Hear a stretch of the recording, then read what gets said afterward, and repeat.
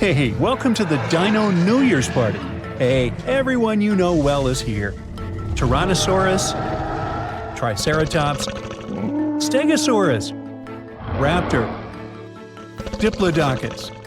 But there will also be someone new, a guest who will surprise you. You see, paleontologists have discovered a new dinosaur species that was somewhat like the T-Rex, but with a twist. These guys would rather eat a crunchy salad than a juicy steak. Hey, meet this dude. Any guesses on how to pronounce this? Deinonychus sacobatri. Thanks, please hold your applause. These are herbivorous guys that belong to the therizinosaurs. But they had one awesome feature. A feature that showed scientists that Deinonychus belonged to a new branch of dinosaur evolution, about which little is known. But hey, let's go back to the dino party, shall we? Here you can see dinosaurs with different personalities. The T-Rex is a bully and toothy. The Velociraptor seems to be very toxic and moody. The Triceratops or Stegosaurus are aggressive but silent. You know, like those guys that don't touch anyone, but it's better not to mess with them. So among them all, the Therizinosaurus is a chill guy that will always help, will always keep you company at a party, and will never be annoying. Therizinosaurs lived in what is now Asia and North America during the late Cretaceous period, about 100 to 66 million years ago. Their anatomical features made them look more like predators like the T-Rex. But Therizinosaurs were herbivores, with large crescent-shaped claws. In some species, they reached up to 20 inches. Now imagine how dangerous these monsters would have been had they been carnivorous. But they used their claws to grab tree branches and eat leaves. The Deinonychus was quite large, just under 10 feet in length. A hippo was about the same size, and their weight was about 600 pounds, which is almost half the size of a horse. Therizinosaurs had a long mouth, a bit like a duck's nose, and long front paws with 3 thumbs. But the Deinonychus that has been found recently was unique because it only had 2 fingers on each hand. The 2-fingered dinosaur discovery has sparked joy among paleontologists. Okay, 2 fingers instead of 3, whatever, you might think. But it makes a big difference. It shows how dinosaurs evolved. The latest paleontology news reports that the discovery was made in Mongolia. It was the largest preserved claw in history. Its size was about 11 inches, and it had a curved shape. That means it was like a giant banana.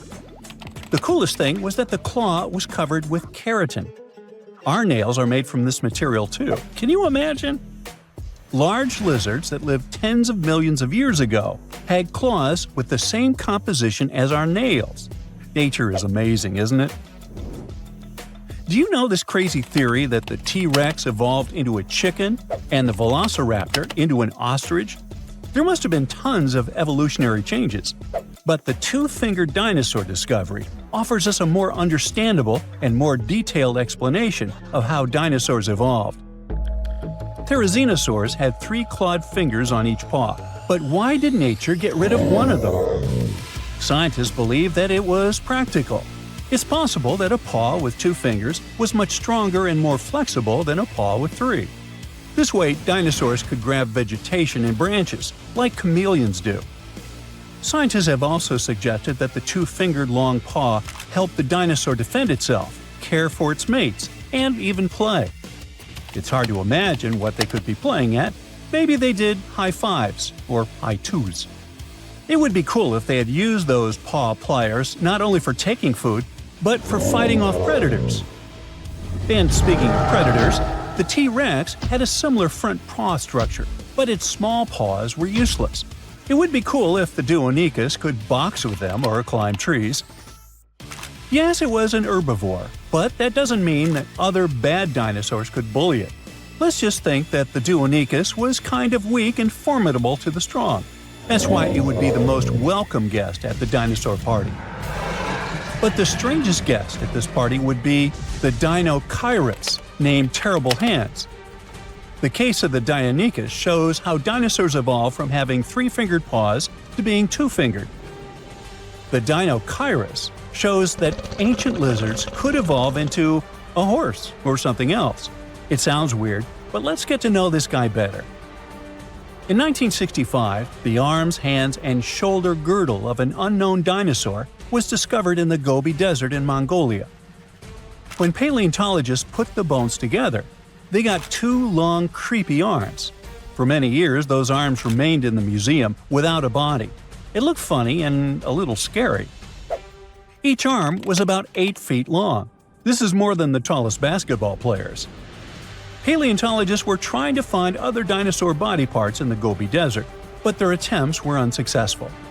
The Dinosaurus became one of the most famous mysteries in paleontology. How big was the owner of such arms? What did it eat? How did it live? This remained unknown until 2014. According to the latest paleontology news about this lizard, a group of scientists from the Korea Institute of Geoscience and Mineral Resources has discovered other well-preserved remains of the Dinosaurus.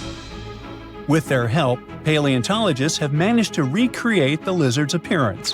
And that breakthrough has turned out to be much cooler than the two-fingered dinosaur discovery. Are you ready? The Dinosaurus was colossal, rather slow, with a horse-like head and a spine that formed something like a hump. It looks super weird, even for a science fiction movie. This new dinosaur species belonged to Ornithomimosauria, an ostrich-like species, agile and fast-moving. But not the Dinosaurus. Instead of speed and agility, the dinosaur had a large size. It was 36 feet long and weighed 13,200 pounds, which is almost the weight of an adult elephant and the length of half a metro wagon. Despite its size, the Dinosaurus was quite harmless. Its long muzzle looked like that of a duck or a horse. It also had no teeth. So, for tyrannosaurs and other predatory giants, it was an easy lunch. And this is not just a guess. Scientists found bite marks on the discovered skeletons of this dinosaur. It seems this poor big dude met some really bad and hungry guys. But what was lunch to this strange lizard itself? It ate almost everything: soft plants, algae, small vertebrates, and fish. It sucked food from the bottom of lakes and rivers with its beak and tongue and swallowed stones to help grind the food. Those stones crushed the pieces of food and thus helped the stomach to digest stuff more easily. The dinosaur used its terrible hands to dig and pick up food from trees and the ground. But the strangest part of its body was its back and tail. The bones at the end of its tail were joined into a single structure called a pygostyle. This thing supports the feathers of modern birds. Now, it's possible that the Dinosaurus waved its tail like a fan, and its back had thick bone spikes that stuck up from its spine. Considering that those bones were covered with skin, the whole strange skeleton structure looked like a sail. You know how dinosaurs evolved to have such a strange shape, and probably ask yourself, hey, what's the point? Well, scientists believe that the ligaments coming out of the spine help support the dinosaur's heavy belly and legs. To better understand how that could work, imagine cable-stayed bridges. Long vertical beams have many cables that hold the roadway. Similar, the Dinosaurus spikes and ligaments help to hold the dinosaur's weight. Now, back at our dino party, it would be a shy, tall dude who accidentally drops a drinking glass and makes you feel awkward. It's lonely. It dreams of finding friends. And it will surely find them. A diplodocus would make a great buddy. A herbivorous dinosaur with 2 fingers that looks like a predator and a horse-like giant with 2 long arms show us how diverse dinosaur evolution can be. T-Rex, Velociraptor, Diplodocus, and others are the superstars of the ancient world. It would be cool if paleontologists could discover new dinosaur species that would remove the old guard from their pedestal of fame. Would you like to see a movie starring the Dinosaurus and the Duonicus? Hey, I would. The Tyrannosaurus rex, the formidable predator, the world-known celebrity of the animal kingdom, the king of all dinos. Since its discovery in 1902, this dangerous predator has fascinated both researchers and the regular public. But despite its terrifying reputation, there were actually other beasts that could defeat the T-Rex.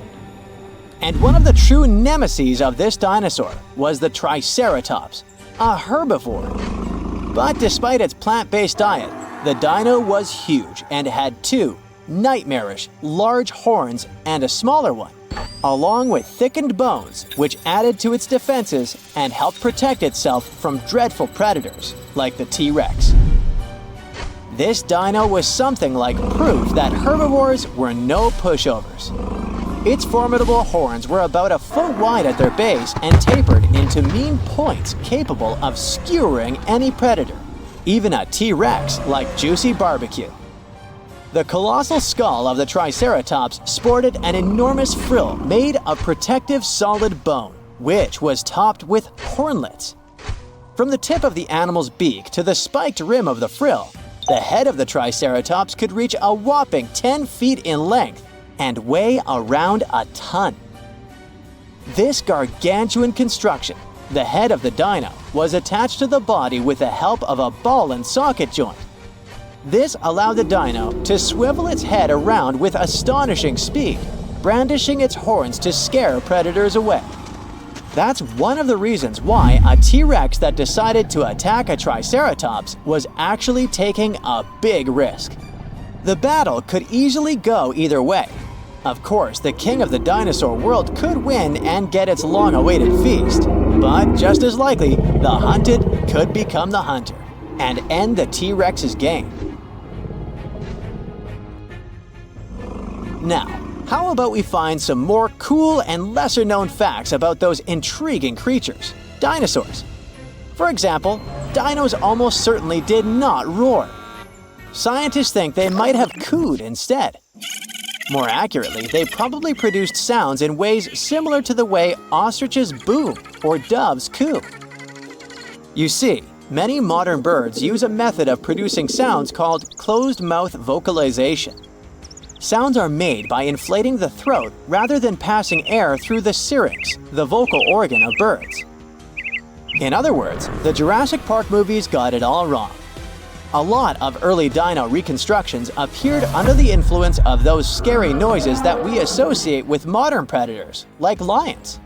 So, on screen, dinosaurs have their mouths open when they produce sounds, just like lions when they roar. But real dinos wouldn't have done that, especially not before charging at their prey. They wouldn't have advertised their presence to other animals nearby, not when all they wanted was to have a meal. The Quetzalcoatlus was a member of the ancient group of flying reptiles, pterosaurs, and it was also the largest flying animal to have ever lived on Earth. The giraffe-sized creature had thin limbs, a startlingly long beak, and a staggering 40-foot wingspan. Researchers believe that these creatures could have also used their folded-up wings as legs, so they probably walked on all fours. Scientists discovered the Quetzalcoatlus about 50 years ago, but they still have a tricky time trying to piece together the details of this animal's life. For example, how did it even manage to lift its ginormous body off the ground when flying? Whatever the answer is, this creature is our first real look at the entirety of the largest animals ever to fly. One of the reasons why it's been taking so long to unearth the secrets of the Quetzalcoatlus is because this creature had hollow bones that helped it to fly, just like modern flying animals. So, when you find these potato chips-like bones preserved in super hard rock, you need to somehow remove them without destroying them, and that's a really tough task. The Tyrannosaurus rex was quite a slow runner. Its speed was likely to be just about 10 miles per hour, which is approximately as fast as the speed of an average human runner. As for T-Rex babies, according to hatchling recreations from the American Museum of Natural History, they were pretty cute. About the size of super skinny turkeys and covered with downy feathers. The largest land-based dino was the Argentinosaurus. This massive animal often reached up to 130 feet in length and 69 feet in height. Considering the average blue whale is around 70 feet long, you can easily imagine just how giant that dinosaur was. Many dinos had feathers, and I'm not only talking about avian ones.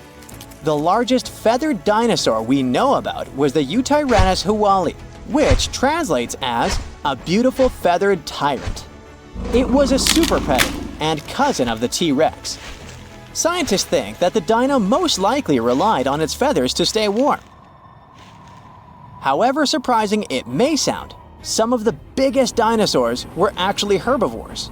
Let's take the Brachiosaurus and Apatosaurus, for example.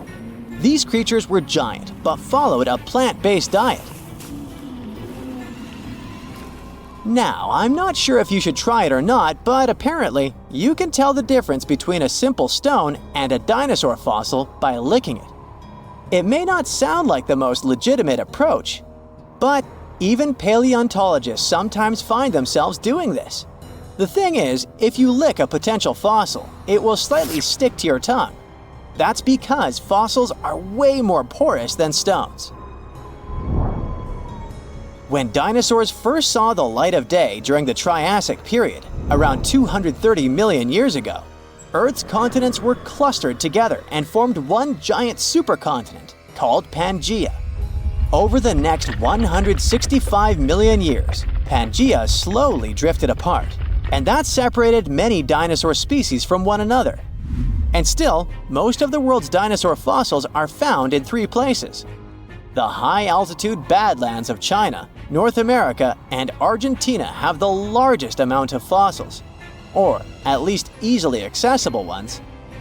In reality, most parts of the world are covered with fossils, but those located in desert-like environments are easier to find due to the lack of vegetation. Interestingly, most fossilized dino bones aren't bones anymore. The fossilization process often occurs when something gets trapped between layers of sediment or sand. For millions of years, those remnants stay there. At one point, they got surrounded by a layer of water. It replaces the original organic material with minerals. In other words, it's not the real thing anymore. It's a rock-like copy. The Triceratops boasted 3 giant horns sticking out of its head, but its teeth were even more fascinating. This dino had around 800 teeth, and new ones kept growing throughout its life. These teeth grew in sets of 36 to 40 tooth columns, with each column having 3 to 5 teeth, vertically stacked on one another. Some dinos had hollow bones, like today's birds. These creatures stored air in their bones, which helped them improve their breathing abilities. It made these dinosaurs lighter on their feet and allowed them to breathe much more efficiently. The Nigersaurus replaced its teeth every 2 weeks. This unique creature had rows and rows of teeth in reserve. They were hidden away in its mouth, and when a set of teeth wore out, they fell out, and the next row moved into position. Dinosaurs didn't all go extinct at the same time as soon as the asteroid crashed into Earth. Instead, the space rock likely triggered a chain reaction of events which changed the face of the planet. Of course, it didn't happen overnight, but over the next few hundred or even thousands of years. As a result, all but avian dinosaurs went extinct. The word dinosaur came from the Greek language. Deinos means terrible, and sauros means lizard. So basically, dinosaur can be translated to terrible lizard. You may object that not all dinosaurs were terrifying predators. This name might be appropriate for the T-Rex, but not, let's say, the tiny May.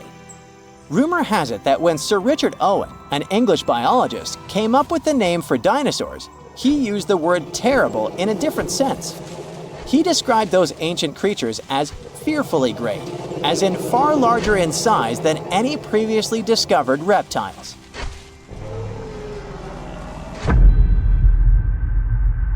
It was a 40 feet long and 12 feet tall beast, the king of dinosaurs. Its massive and muscular body weighed up to 8 tons. Its serrated teeth were sharp, and its jaws had a bite so strong They could crush a car. The creature had 2 powerful legs. It lived in forested river valleys all across North America, almost 70 million years ago. I'm talking about the most famous movie star among dinosaurs, T-Rex. It was very smart, with a brain twice as big as that of any large meat-eating dino. It was slower than other hunters, developing a speed of up to 12 miles per hour. Its other weakness was its small arms. Some scientists think they were just an evolutionary leftover, like the pelvic bones of some snakes. But others believe T-Rex used its arms to hunt. Its 4-inch claws helped the animal out. T-Rex was undoubtedly frightening, but surprisingly, there were even scarier dinosaurs in the past. Around 100 million years ago, there was a giant creature with the name that meant a spine lizard. It was Spinosaurus, the largest carnivorous dino. It was bigger than T-Rex and could grow almost 60 feet long. Its weight could be as great as 22 tons. The animal had long spines on its back. They could grow up to 7 feet long and were connected by folds of skin. They formed something that looked like a sail. Some scientists think it was a hump Spinosaurus used to store water. This dino had dense bones and short hind limbs. Researchers believe that these dinos could use their flat and wide-clawed feet for paddling. This was the first dino that could ever swim. Unfortunately, it couldn't process smells like most other theropods. These were a group of 2-legged carnivorous dinosaurs that appeared on Earth 230 million years ago. That's why the animals the creature hunted could hide from it on land. The Spino dino spent most of its time in the water. It roamed the swamps of North Africa and mostly fed on fish, big prehistoric sharks, and sometimes other dinosaurs. It had a long, thin, and narrow snout like a crocodile. Unlike other dinos of its kind, which had curved teeth, Spinosaurus had conically shaped straight teeth. Giganotosaurus, which is the Greek word for giant southern lizard, was considered the largest meat-eating dino until Spinosaurus was found. It lived around 100 million years ago in South America, around 30 million years before T-Rex appeared there. It was longer and taller, but more slender than T-Rex. And while T-Rex had 2 fingers, this giant had 3. It walked upright on its 2 big and very strong legs. Its tail was pointed and thin, which helped the creature make fast turns while running and keep its balance. The animal could move at a speed of up to 31 miles per hour. T-Rex's maximum speed was 25 miles per hour at the most. Any faster than that, and the giant could lose its balance and fall over. Giganotosaurus had 2 arms with sharp claws. It was mostly an opportunistic meat eater, feeding on everything it found on its way. Its bite wasn't as strong as T-Rex's, but it still managed to deal with some bigger animals, like herbivore dinosaurs. Maybe there was even an Argentinosaurus among them, the biggest animals ever found. It's hard to imagine how Giganotosaurus could take down a 50-ton beast on its own. That's why scientists think they may have hunted in groups. The animal's only weakness was its small brain. It was twice smaller than T-Rex's. This means the T could at least win a chess game. Big retractable sickle-shaped claws in the creature's feet are great for cutting. Ladies and gentlemen, welcome Utahraptor. That's a mini T-Rex that lived 125 million years ago. If a big T-Rex was coming for you, you could hide under a rock or some other place where it wouldn't be able to reach you. But there would be no place where its mini version couldn't follow you. Discovered in Utah, strong, toothy, and armored with huge claws, more than 9 inches long, an adult Utahraptor was 20 feet long and 5 feet tall at the hip. These creatures were covered in feathers. This is why fully grown animals look like gigantic turkeys. The Utahraptor's main weakness was their size. They were a bit smaller than many other dinos, but these guys made up for that by hunting in packs. Allosaurus, which means a different lizard in Greek, was a massive carnivore reaching 40 feet in length and weighing 2 tons. It roamed the Earth around 150 million years ago. Similar to T-Rex, this dino had strong back legs and a large snout. Its mouth was full of sharp teeth. The animal easily lost them when eating, but they usually grew back. Allosaurus was already fully grown by the age of 15, and its lifespan was around 28 years. The creature had a short neck and a long, narrow skull, disproportionately big compared to the rest of its body. This dino also had a pair of horns above its eyes and ridges along the top of its nasal bones leading to those horns. Allosaurus chased big herbivore dinosaurs. When several Allosauruses gathered in a group, they could take down even such colossal creatures as Apatosaurus. But scientists still doubt if they could cooperate. because these dinos were generally not too friendly toward one another. Some of the animals' bones had an hourglass shape, which made them lighter and reduced their strength. They were similar to the hollow bones modern birds have. Another weakness of this dino was its bite. It was less powerful than that of some modern animals, like lions, alligators, or leopards. Scientists think Allosaurus may have used its skull as a hatchet. The Rhizinosaurus was one of the freakiest dinos out there. It lived 100 to 60 million years ago. It had a very small head and bizarre feet with 4 toes, unlike their ancestors that had 3. Its body was covered with feathers. This weirdo had the longest claws scientists have ever recorded. They were 3 feet long each. These claws were curved and sharp. The dino used them to collect plants for lunch. Scientists are still not sure if this creature was a herbivore or carnivore, or both. The dino had a long neck.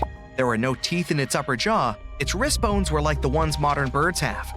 The Rhizinosaurus might have evolved from a meat-eating to plant-eating animal throughout time. Unfortunately, in comparison with meat-eaters, herbivore dinosaurs were much weaker, and still, those claws could make its enemies think twice. High-spined lizard, or a Acrocanthosaurus, lived 110 million years ago. It was 2 feet shorter than T-Rex but had a similar body structure. Like T-Rexes, these creatures often went after bigger and more challenging animals. For example, with those backbones so hard, it seemed as if they were carrying a giant turtle shell, like Ankylosaur. The high-spined lizard was very territorial. It had a brain shaped like the letter S and an excellent sense of smell. What made Acrocanthosaurus vulnerable was its small arms. And still, the creature used them to hunt other animals surprisingly well. The dino pulled its catch close to its torso, which was like a hug you wouldn't be able to escape from. Diplodocus lived 150 million years ago. The 90-foot-long creature was possibly the longest dinosaur ever. Its tail, which could reach 46 feet in length, was the longest tail of any animal ever. And its neck was more than 20 feet long. The underside of the dino's tail had 2 rows of bones, which made the creature even stronger and more mobile. Diplodocus didn't look scary. Long-necked, gentle, peacefully munching on plants, until it used its tail like a whip, making even the scariest meat-eaters back away. This tail was the center of the dino's mass, which was why Diplodocus could move very quickly. Scientists first thought, this is a lizard-like animal, but its posture was more like that of an elephant. Plus, Diplodocus had nasal openings on its forehead. The dino's weakness was its small teeth and weak force bite. Quetzalcoatlus was the biggest flying animal ever. It lived 70 million years ago and controlled the skies of North America. It was a toothy, pin-headed creature with a blunt snout. It was as tall as a giraffe and weighed 550 pounds. Quetzalcoatlus had a small torso and long neck and legs. Its wings were short compared to the rest of its body, but still long enough to stretch for 40 feet. Scientists think this animal could fly at a speed of up to 80 miles per hour and travel 400 miles in a day. This dino was weaker than, let's say, T-Rex or most other carnivores of that time, but it had powerful muscles, which helped the animal rise into the air in the blink of an eye. Ooh, from giant spiders to venomous snakes, we all get freaked out by Australian creatures. Yeah, me too. But newly discovered fossils show that things were way more dangerous 120 million years ago, when this land was completely ruled by massive razor-clawed megaraptors. Yeah, I'm glad I wasn't around then. These dinosaurs were about 26 feet long and walked on 2 legs, just like the famous T-Rex. They were fast, fierce hunters, with a superpower: their hug. Yep, their massive, muscular forearms had huge curved claws, perfect for grabbing and holding onto prey. Uh-oh. They would wrap their arms around their poor victims, just like a hug, and trap them with no chance of escape. And even though their teeth were quite small, they were still sharp enough to rip through flesh. The first time we heard about megaraptors was in the late 90s, when a paleontologist discovered their fossils in the region of Patagonia, Argentina. Since then, no one has ever found a complete skeleton, only fragments. But probably the most important one yet was uncovered in Australia at the beginning of this year.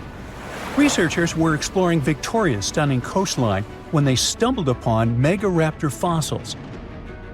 First, they spotted bones from its lower legs and a few vertebrae washed up on the beach. Even though they were working with just a couple of fragments, A deeper analysis confirmed that these belong to a megaraptor. And not just any megaraptor, it was the oldest one ever discovered.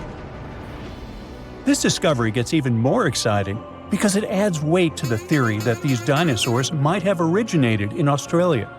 But we already knew that they roamed the land down under since early 2023, when researchers found the top of a megaraptor skull in the country. So let's rewind a bit. We first found their remains in Argentina, right?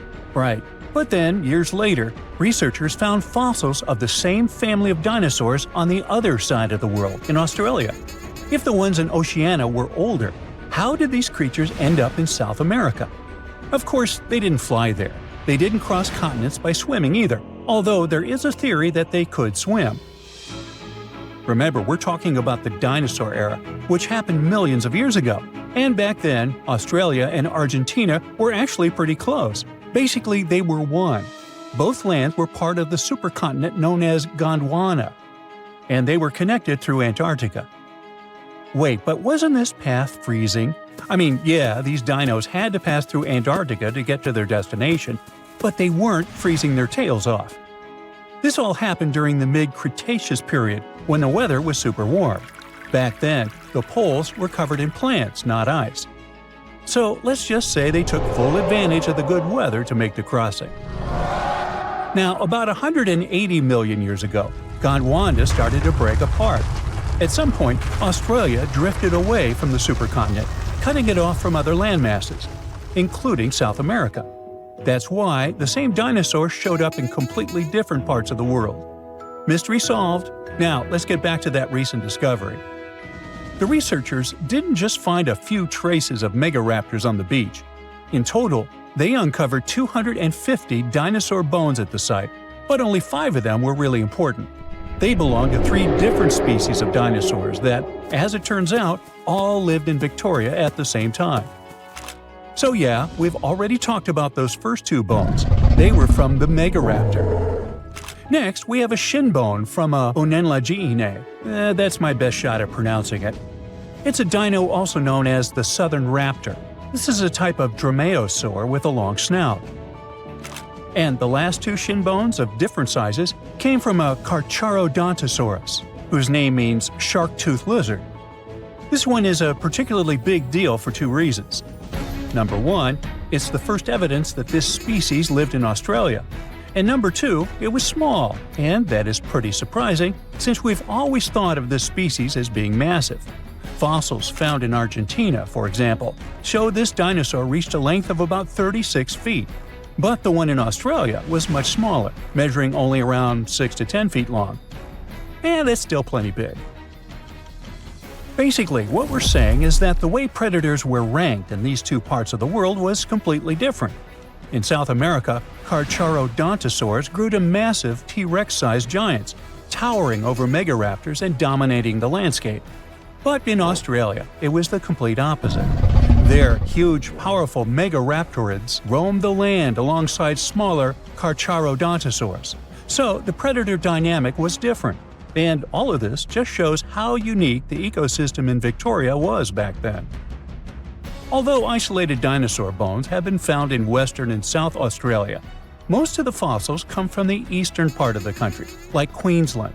And there, researchers dug up something really, really rare – a well-preserved dinosaur skull. The study shows that this bone belonged to the 4th discovered specimen of Titanosaur. This group includes those massive long-necked dinosaurs. They look like the Brachiosaurus, but some of them were even bigger, reaching 120 feet long.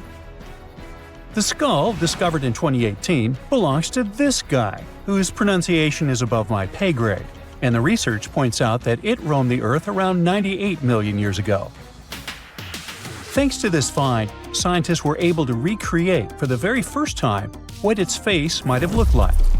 Probably after checking out the illustration, they thought, hey, it looks a lot like its cousin. They were talking about another species of Titanosaur, this other unpronounceable guy. And guess where they used to live? Yep, in Argentina. So, this research also supports the theory that dinosaurs crossed between South America and Australia during the mid-Cretaceous period. Now, this wasn't the only secret buried in Queensland, though. In 2024, researchers working there discovered the fossilized remains of a new species of pterosaur, about 100 million years old. These creatures were the first vertebrates that could actually fly, existing alongside dinosaurs. They were massive, powerful predators with wingspans of up to 36 feet. But these remains belong to a new species within the pterosaur group, which they have named Hakuna Matata or something similar. Compared to their cousins, they were on the smaller side, with a wingspan of about 15 feet. Still, that's bigger than a snowy albatross, the largest flying bird we have today. This species of pterosaurs were terrifying beasts, flying over the ocean to hunt for prey. Once they spotted their victim, they'd snap open their 60-centimeter jaws, filled with sharp spike-like teeth, and, well, I guess there was no escaping that. The last incredible discovery we're talking about today also comes from Queensland. For over 20 years, students walked past a plain-looking rock at Biloela State High School completely unaware that it held 66 dinosaur footprints, and they date back about 200 million years. These prints were made by a group of these Latin-named guys. They were small dinosaurs with 3 toes on each foot, and it seems like they were all over Queensland around that early Jurassic period. The rock they found at the school worked like a snapshot, giving us a better idea of what these dinosaurs were like and how they behaved. After taking a closer look, researchers found that the footprints came from 47 individual dinosaurs. This group was probably walking along or maybe crossing a waterway when their footprints got marked in the white clay. And the study also discovered that they were likely moving at less than 4 miles per hour at the time. So we only discovered those marks in Australia. But fossils of the same species found in other countries showed that they had these long legs, a big chunky body, short arms, and this tiny head with a beak. But honestly, they don't sound as scary when you realize they only ate plants. Whew. Harsh winds made this icy land unrecognizable. If you lived in Australia about 100 million years ago, you'd be wearing jackets and sweaters.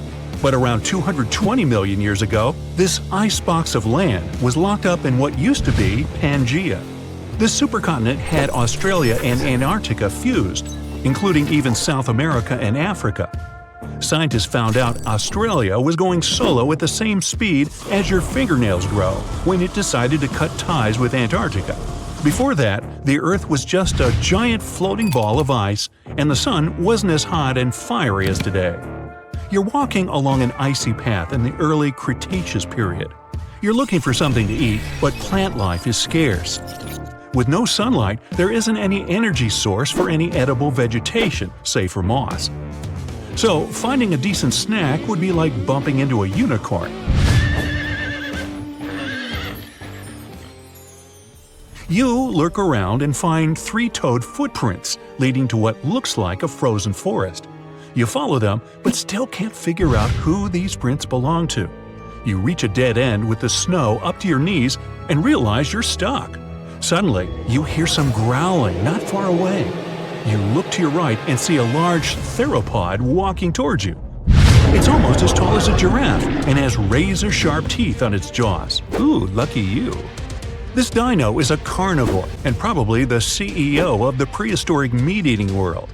Scientists have discovered at least 15 other dinosaur species, including a 22-foot-long polar carnivore and a smaller predator that could easily run away from its larger mates. You try to swim through the thick snow as the beast with those large teeth is making its way to you. Good thing some trees don't let it move quickly enough. You manage to find a good rhythm, lift each leg above your waist, and make it out in time. As it gets closer to you, you make it through the snow and duck between some bare trees. Whew. You were lucky this time, but it'll be back for you. Fossils of plants and leaves show that back in those days, Antarctica wasn't as chilly as it is today, and the same goes for its northern counterpart, Alaska. Still, living between 70 to 100 million years ago wasn't that comfortable. The T-Rex was the undisputed king of the dinosaurs. Scientists found bones and fossils from dry places like Montana and Texas, but they were shocked when they found T-Rex fossils in Alaska. There were also fossils of horned, long-necked, and feathery dinosaurs in the Arctic region. Even though the T-Rex was an apex predator, it wasn't as fast as you would expect, but its size was enough to make you run for your life. One of the T-Rex's favorite meals was a duck-billed dino as big as an elephant called the Edmontosaurus, which dwelled in frosty areas. These creatures were probably slow migrators and wouldn't have been able to find any shelter to live through the harsh conditions. Their jaws show they were plant eaters and had to find some greens to munch on wherever they went. They were constantly on the move since they strolled rather than ran. Scientists claim they would walk at an incredibly slow speed of around 1 mile per hour. Even a tortoise could outrun them. If you were a dinosaur during those days, then you'd face one of the most challenging decisions of your life. Live with mom and dad or get your own place. No, actually, the choice was to stay for the winter or flee. The dinos that remained in the frosty lands made nests and stayed for the whole year. Some scientists debate whether these polar dinosaurs were warm-blooded or cold-blooded. Mammals and birds have internal mechanisms to keep warm, like using their muscles and metabolism. That's why our bodies shiver when we're freezing. Reptiles need to bask under the sun or lie next to any heat-producing surroundings to absorb heat and charge themselves for the rest of the day, just like you charge your phone, but they didn't have phones then. You continue walking around trying to find something to eat. Your stomach is growling and you feel you're getting weaker. The wind picks up and throws some snow at you. Good thing you're wearing a thick coat and some proper leg wear. You're getting tired and need to find a place to rest. But out in the wilderness, staying in one place is like offering yourself as an open buffet to any predator. You sneak out and manage to get into a small cave to escape the upcoming blizzard. You start a small fire to keep warm, but you turn around and notice that the cave inside extends further. You quickly make a torch and walk inside. Scientists said that some dinosaurs might have burrowed to survive the storms. They found some structures in southern Australia that resembled a habitat for burrowing creatures around 100 million years ago. After walking for hours, you finally reach the other end of the cave. But this time the weather is a lot better and the sky is crystal clear. You notice small footprints leading to the river. Strangely, there's no icy crust on the water, so you cup your hands and take a few quick gulps. Suddenly, a large shadow looms over you. You turn around and see a huge feathery dinosaur with bulging eyes. It kinda looks and moves like a velociraptor, and it's looking straight at you as if you were its snack. You get up slowly. You know you can't outrun it, so you have no choice but to fight it off. But then another figure appears nearby. A small herbivore called the Leolinacera, walking on 2 legs with a long tail, pops up and takes a sip from the river. The carnivore's attention has shifted towards it, and it forgets about you. Out of nowhere, a giant theropod rushes in from behind the frozen forest and chases them. You run back to where the cave was, trying not to get spotted. Humans weren't in the script then. 7 million years ago, Homo sapiens split from apes, becoming a fully independent species around 200 to 300,000 years ago. Neanderthals also thrived. While Homo sapiens were living and thriving in Africa, Neanderthals were migrating to parts of Europe and Asia, and were the first humans to live through an ice age. Scientists claim that Neanderthals couldn't compete with Homo sapiens and slowly disappeared. Some of them integrated with Homo sapiens. Earth has been through 5 ice ages. They're powerful enough to change Earth's physical structure permanently, and are partly responsible for landscape design. We're actually in the middle of an ice age right now that's been going on for 2.6 million years. But we happen to be living in the warmer interval parts that can last for tens of thousands of years. Neanderthals were shorter and stockier than Homo sapiens. They had wider noses and big skulls. According to scientists, they lived in caves and fashioned up clothes and tools made of stones and bones. They also had flat teeth on their jaws for gnawing and chewing, just like Homo sapiens. Ice ages played an essential role for Homo sapiens to adapt and survive. In their caves, they were able to draw scenes of hunting and gathering, and were the first ones to harness the power of fire for warmth, protection, light, and cooking. They also used an advanced system of sewing clothes, using bone needles and animal skins to make thick coats to warm themselves up. Ah, those were the days, huh?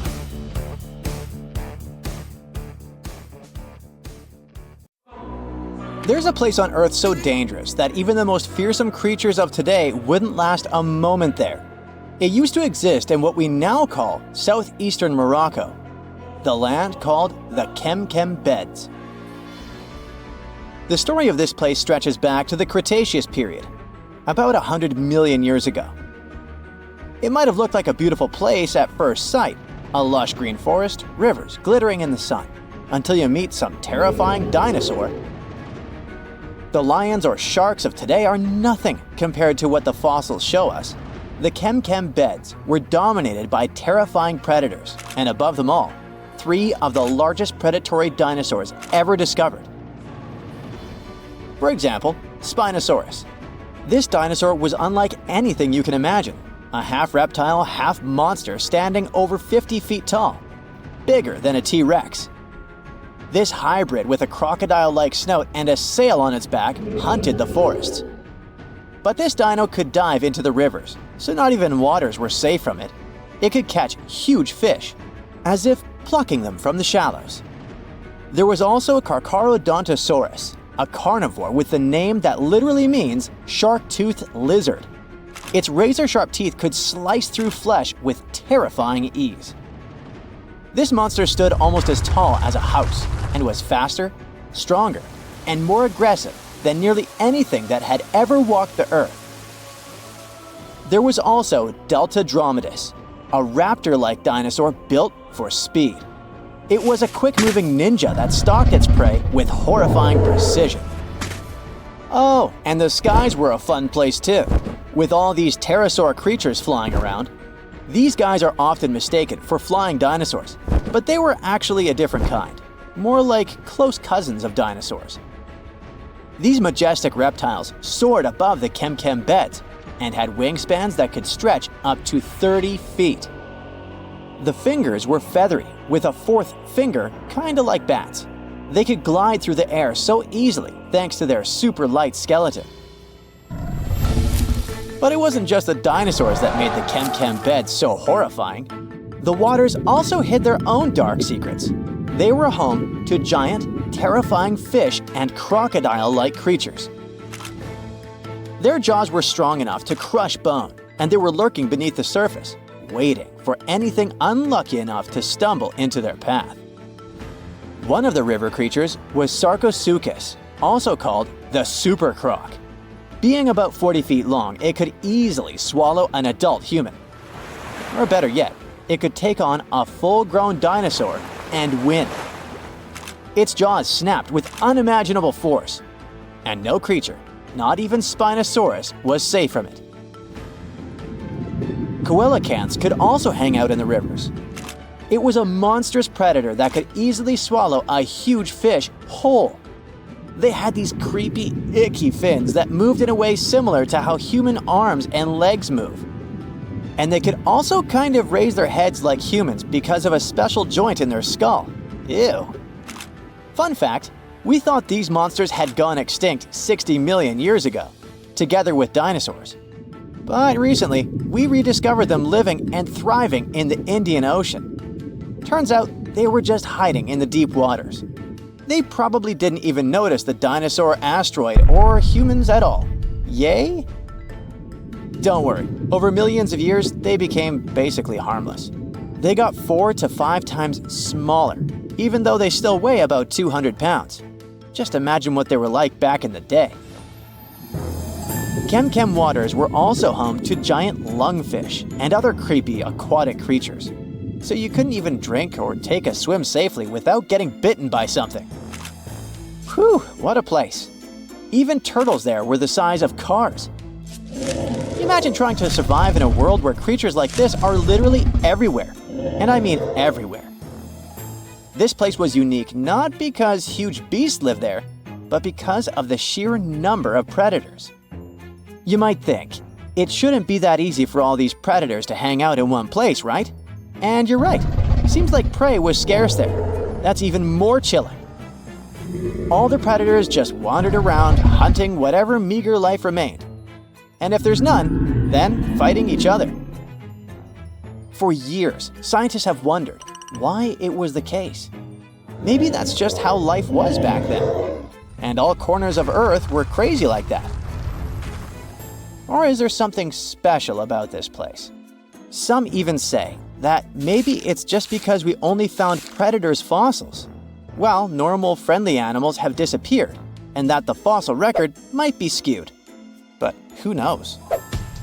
And the environment itself was just as fascinating as the beasts who lived there, just a bit more friendly. It's hard to imagine, but back in the day, this desert was a green paradise, humid and full of rivers. The heat of the sun scorched the land. The climate was hot, so hot that even the poles were warm. The weather there was extreme. Dry seasons followed by intense storms, which shaped the land and life. The giant rivers carved their way through this landscape. They stretched from the Sahara, emptying into the ancient Tethys Ocean to the north. If you were there, you'd see vast, interconnected basins, and beyond them, the central Atlantic Ocean. The floodplain stretched out beneath a sweltering sky. The rivers were just as wild as local animals, flowing lazily one day, but raging like furious beasts the next. At first, these rivers were powerful, carving deep channels through the land and creating wide sandbanks. But over time, they slowed down, and the landscape changed into shallow ponds and salt-covered flats. As water gradually faded away, it left behind a patchwork of wetlands and slow-moving waters. Right now, the Kem Beds is a vast, rugged desert where time has stood still for millions of years. If you visited it, you'd see a giant escarpment, its rocky face winding along the border of Morocco and Algeria, bathed in the sun's harsh light. Beneath your feet would lie layers of fossilized history. That's one of the reasons why scientists were long fascinated with this place. It must be one of the most comprehensive collections of fossils ever discovered in northern Africa. There are fossils from other parts of Africa, of course, like Egypt's Bahariya Formation. But they don't tell us much about life during this time, not like Kem. That's all because those rivers we mentioned in hotter and drier places, they've eroded or still remain buried under the sand. The first discoveries from Kem began in the late 1940s. A scientist named Schubert uncovered bony fish fossils among the escarpment near the Morocco-Algeria border. Just a few years later, a paleontologist, René Lavoca, took things to the next level. Traveling by camelback, he scoured the desert landscape and uncovered a real treasure trove of fossils. He found the partial skeleton of a massive herbivore dinosaur. Finally, at least one peaceful creature in the Kem Beds. This long-necked giant roamed the ancient river valleys and ate leaves like a good boy. For the next several decades, scientists only did small-scale fossil hunting expeditions to this place. There were modest discoveries made here and there. Then, in the 1970s, German paleontologist Helmut Alberti led his team to the Kem Beds, and that's when things took a wild turn. They uncovered fossils of prehistoric fish, crocodiles, dinosaurs, and pieces of the infamous Spinosaurus. Imagine being one of the scientists on that team. They were probably jumping from excitement.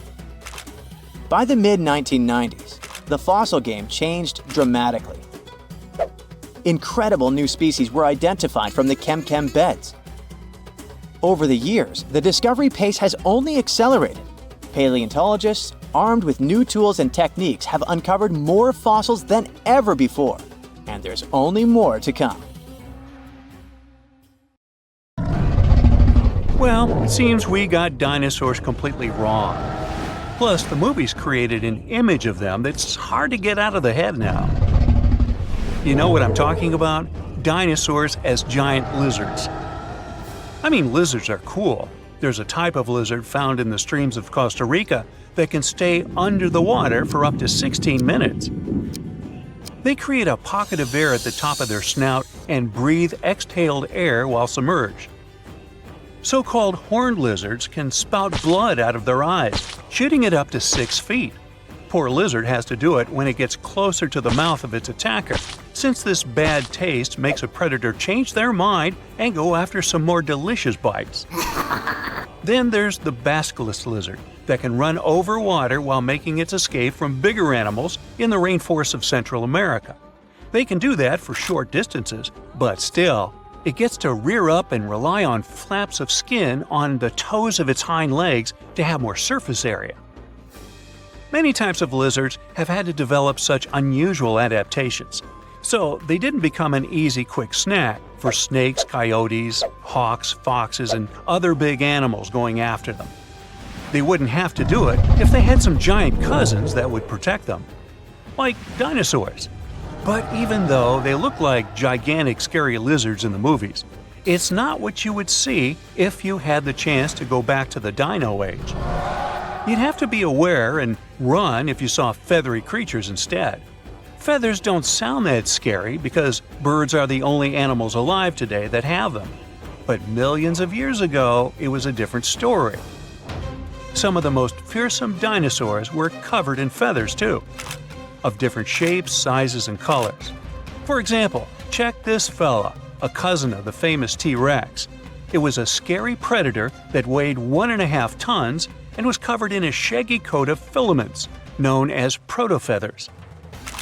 These feathers were not used for flying, but to stay warm or attract mates.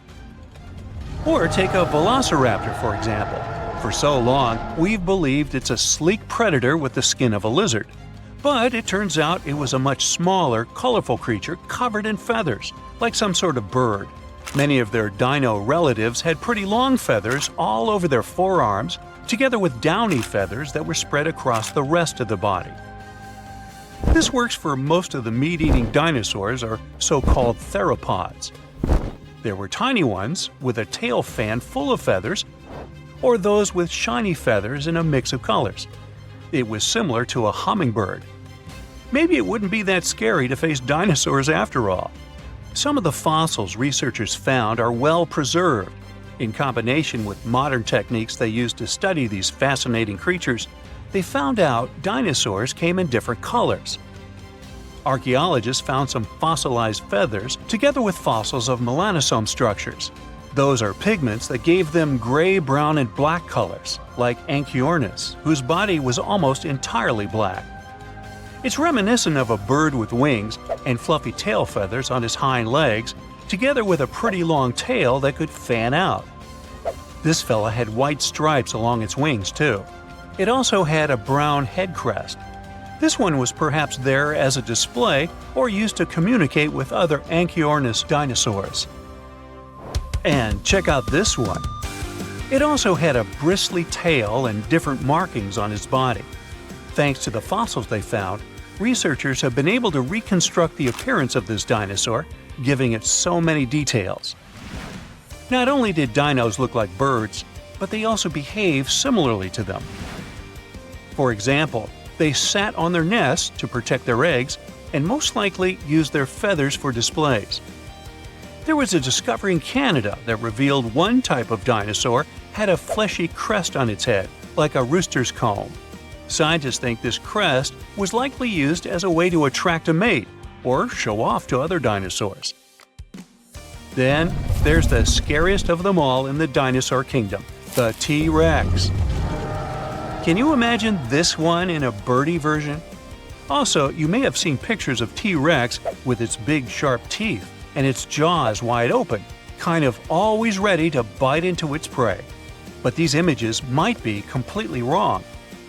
Some recent research tells us these top predators might have had something that we take for granted in almost all land animals today: lips. Now think about it. When you look at a crocodile or an alligator, you don't see any lips covering their teeth. So everyone has always assumed that their prehistoric relatives, theropod dinosaurs, were the same way. Well, not quite. Researchers looked at fossilized dinosaur skulls and compared them to modern reptiles, and found out these dinosaurs likely had soft tissue around their mouths that functioned like lips. Scientists learned this while studying small passageways in the upper jaws of dinosaur skulls, something called foramina. Foramina allows blood vessels and nerves to reach the soft tissues around the mouth. In lipped reptiles like lizards, these foramina are arranged in a line along the edge of the jaw near the teeth. Scientists examined the enamel of the teeth too. When enamel dries out, it wears down more easily. The researchers found that the side of alligator teeth that is continuously exposed erodes more like the wetter side facing the inside of the mouth. However, in theropods like T-Rex, the teeth have an even wear pattern. This tells us teeth were kept covered and moist. Based on this, scientists believe theropods with long, sharp teeth, like T-Rex, could also close their mouths with their teeth inside. The teeth of theropods and monitor lizards are similar in size, and monitor lizards can close their mouths completely. Therefore, it's likely that theropods also had lips that allowed them to fully close their mouths. However, it's not known if they wore lipstick. Interestingly, the study also revealed a neat row of jaw foramina in a pretty cool extinct early cousin of crocodilians. Also, lips may have been present in the earliest archosaurs, a group of reptiles that gave rise to dinosaurs and crocodilians. Now, this might not seem like a big deal, but it truly changes how we think about how these dinosaurs ate. If they had lips, it's possible that they could have controlled their bites more precisely, and maybe even chewed their food instead of just tearing it apart. Some still believe differently, saying T-Rex and other theropods had flat scales like crocodiles all the way down to the edges of their jaws. So I guess the mystery of dinosaur lips continues. Now you might be wondering, did sauropod dinosaurs like the titanosaur have feathers too? Some scientists believe all dinosaurs, including sauropods, had feathers. Just as you can see all mammals have at least some hair, but big mammals like elephants have limited hair. So it's possible that sauropods didn't have many feathers. Since feathers are something you'll stumble upon in a fossilized shape, the chances of finding those of sauropods or similar dinosaurs are definitely lower. Plus, there's a chance big dinosaurs that lived in warm weather didn't have feathers at all. Many of these feathered dinosaur fossils have been found in China. These fossils have helped us understand the transition from feathered dinosaurs to birds. Because birds could be the only animals that survived and are around today that are directly related to dinosaurs. Ooh, I wonder what happened here. It could be that some kinds of theropods started hiding in trees more while searching for food and protection, so their bodies evolved to become even smaller to survive harsh conditions and dangerous predators lurking after them. But still, it's a transition from the most incredible predator the animal kingdom has seen to squawking chickens. Talk about how evolution mostly moves animals forward. Hey, stop it! I didn't mean it!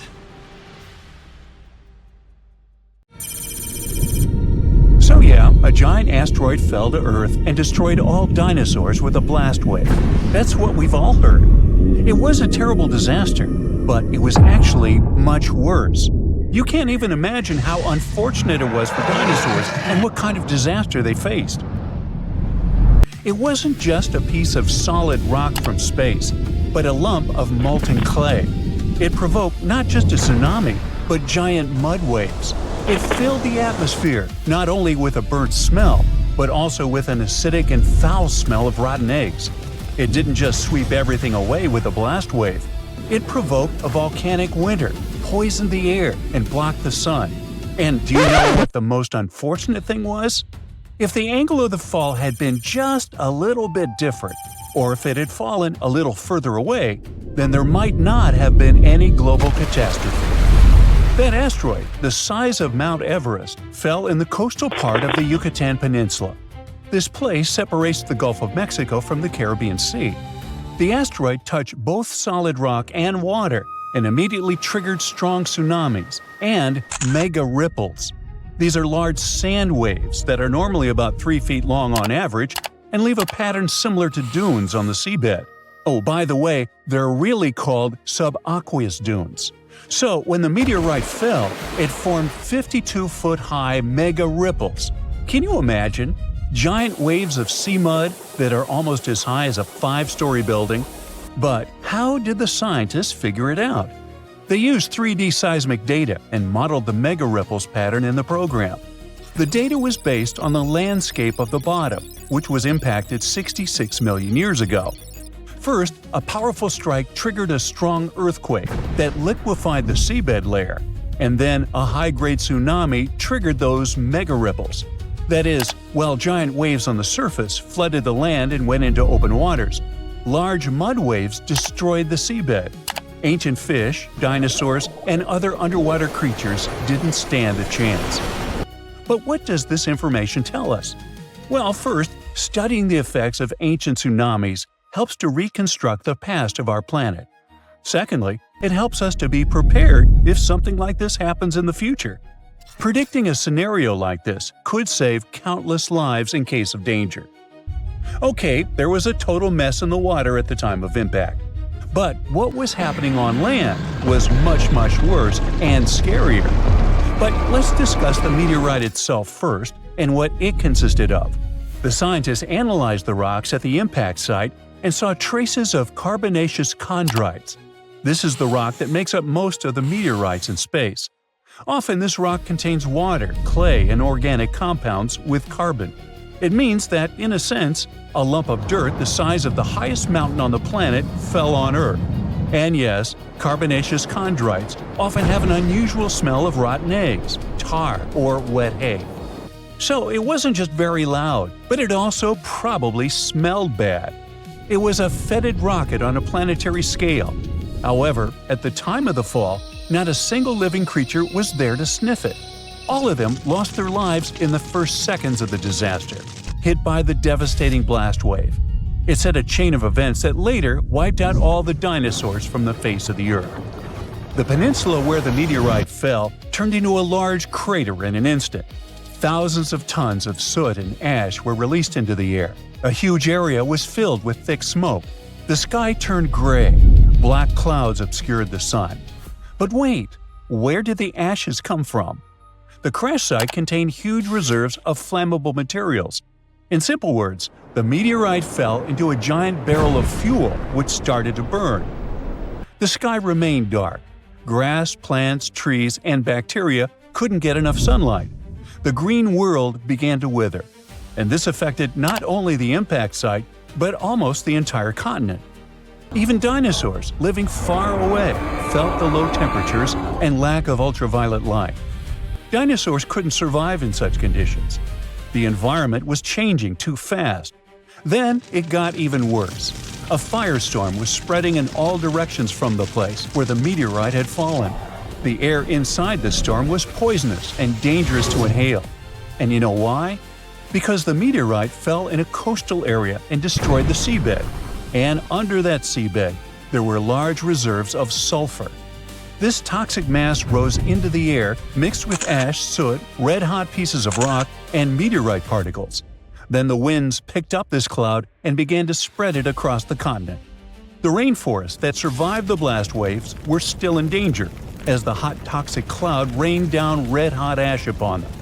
This caused large-scale fires. The smoke from the burning trees rose and became part of the destructive cloud. The more trees burned, the larger and thicker the poisonous ash cloud grew.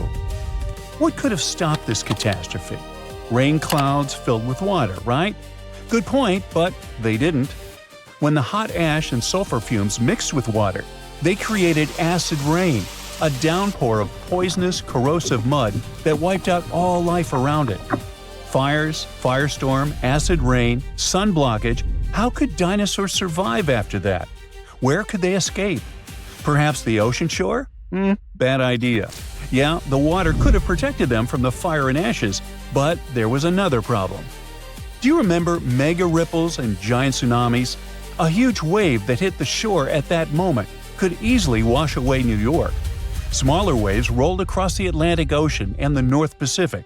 So, if dinosaurs on land had tried to hide near the shore, they would have been swept away like specks of dust by that giant tsunami.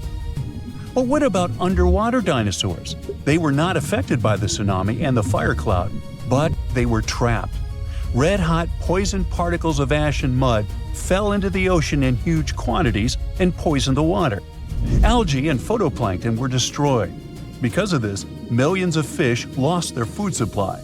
And as a result, larger fish and marine dinosaurs were left with nothing to eat. Large-scale famine triggered extinction in the ocean. Toxic particles poisoned the water for many marine life forms. The gills of fish couldn't extract pure oxygen from the water, which only worsened the situation. Near the Yucatan Peninsula, the ocean floor with its coral reefs and ancient sea creatures was destroyed.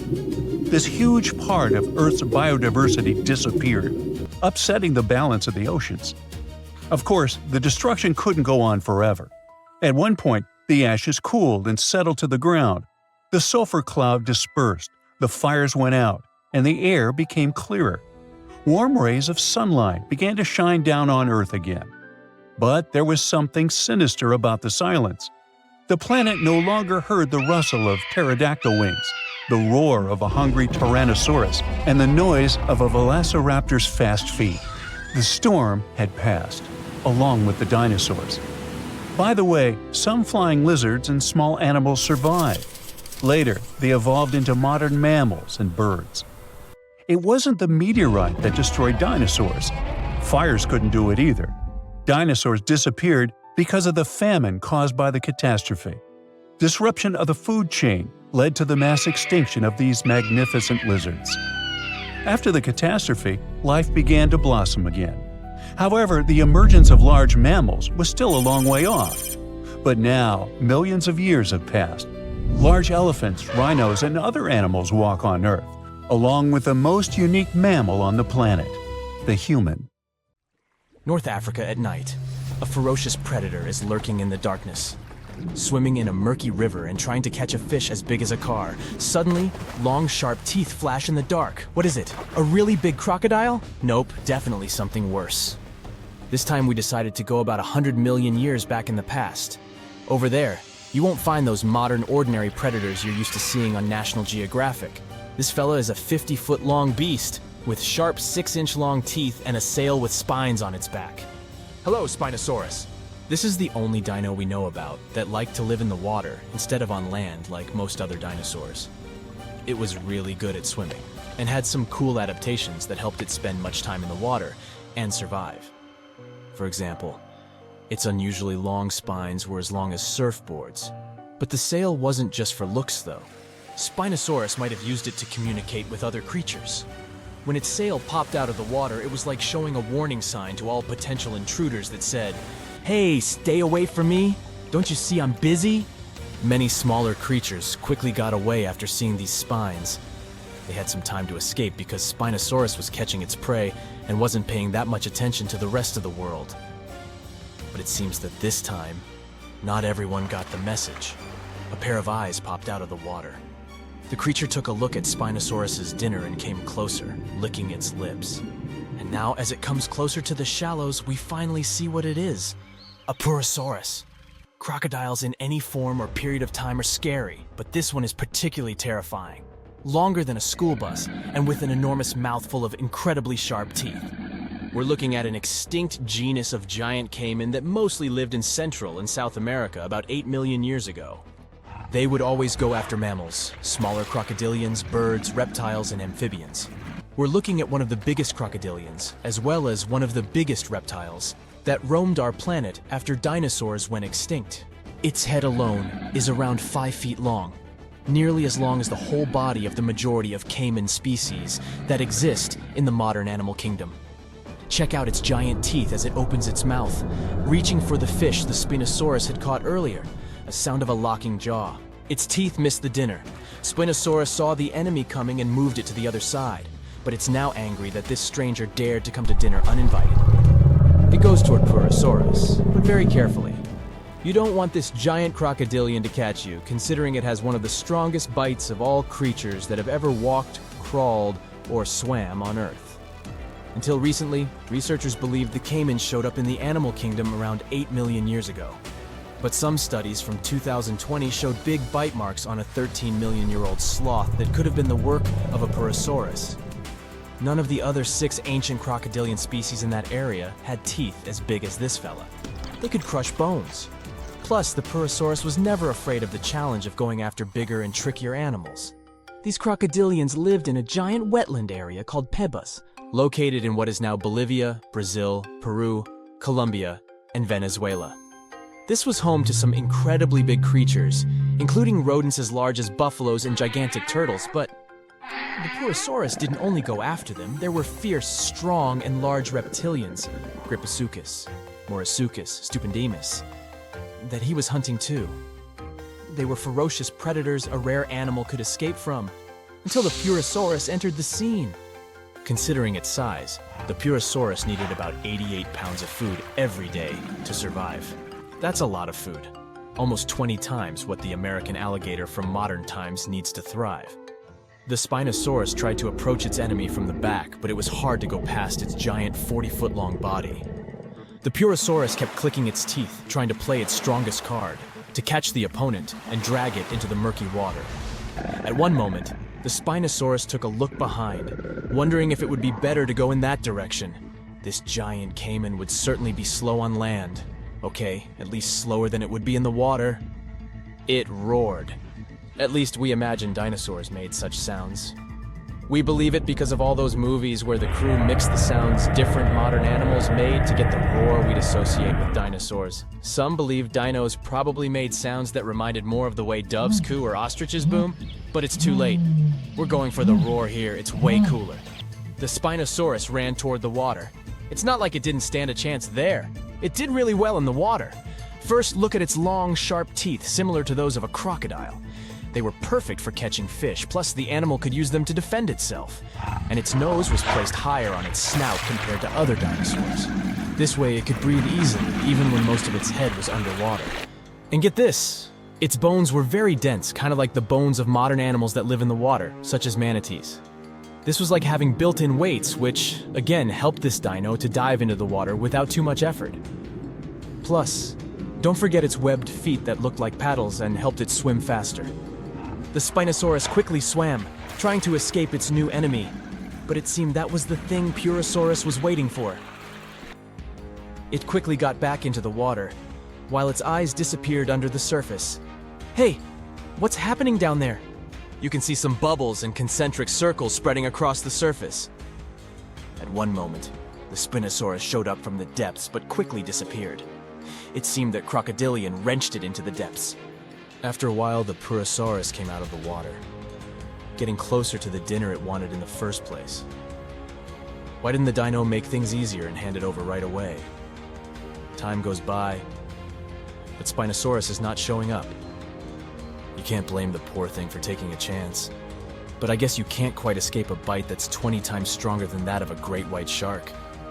Plus, the Spinosaurus enjoyed the water, but it just wasn't a semi-aquatic animal like the Purosaurus. Maybe the outcome would be different if they were on land, but who knows? The Purosaurus really didn't have competition back in its time. Some researchers even believe that if the T-Rex lived at the same time as the Purosaurus, it wouldn't probably be able to survive the sharp teeth and incredibly strong bite of this gigantic crocodilian. The Purosaurus might have won this fight, but it doesn't mean it was invincible. It might have been the king of the jungle back in its time, but it couldn't defeat nature itself. As I've already said, this predator lived in Pebas. This was a prehistoric paradise until at some point, things started to change.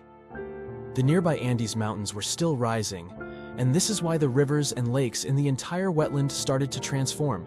The once massive wetland began to dry up and become smaller. This new environment wasn't suitable for giant animals anymore. Smaller creatures finally had an advantage.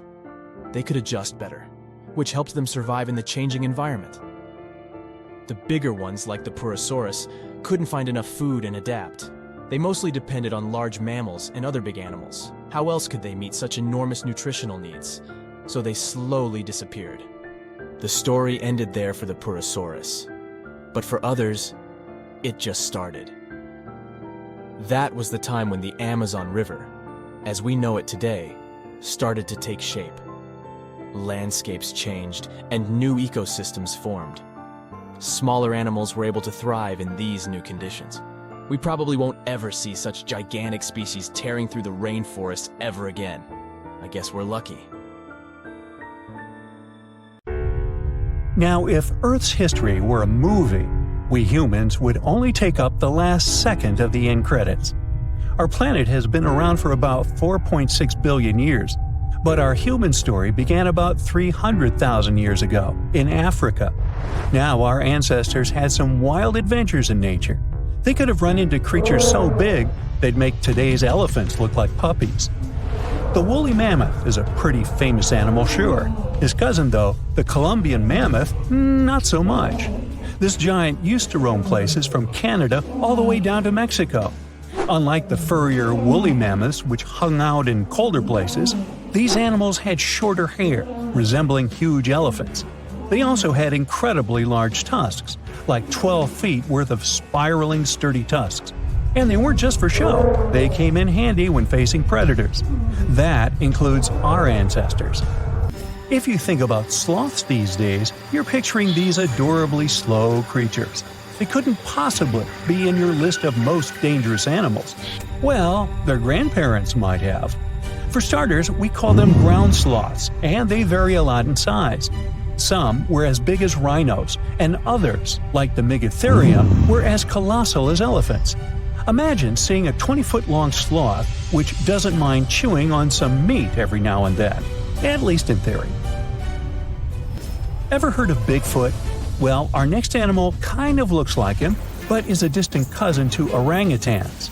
Meet Gigantopithecus, the largest primate to ever call our planet its home.